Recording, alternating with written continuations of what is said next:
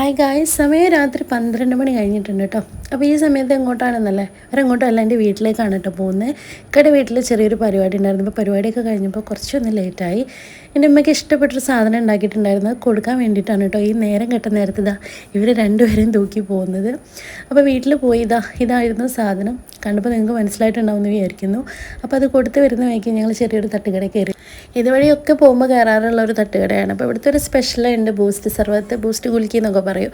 അപ്പോൾ അത് രണ്ടെണ്ണം ഓർഡർ ചെയ്തു കേട്ടോ. രാത്രി 12:30 1 മണിയൊക്കെ ആവാറായിട്ടുണ്ടായിരുന്നു. അപ്പോൾ അത് കുടിക്കുമ്പോൾ തൊണ്ടയ്ക്ക് ചെറിയൊരു പ്രശ്നമായിട്ട് തോന്നിയിട്ടോ. നല്ല തണുപ്പ്, നല്ല ടേസ്റ്റ് ഉണ്ടായിരുന്നു കേട്ടോ. അപ്പോൾ ഞങ്ങൾ പോകുന്നുണ്ടെന്ന് അറിഞ്ഞ പാടെ തന്നെ ഞങ്ങളുടെ വൈത്തര 2 ആൾക്കാർ കൂടിയിട്ടുണ്ട് കേട്ടോ. ഉറങ്ങാതെ വെയിറ്റ് ചെയ്ത്, ഞങ്ങൾ പോകുന്നവരെ വെയിറ്റ് ചെയ്തു. അവസാനം അവരെ ഉറങ്ങിയില്ല എന്ന് കണ്ടപ്പോൾ അവരെയും തൂക്കി പോകുന്നതാണ്.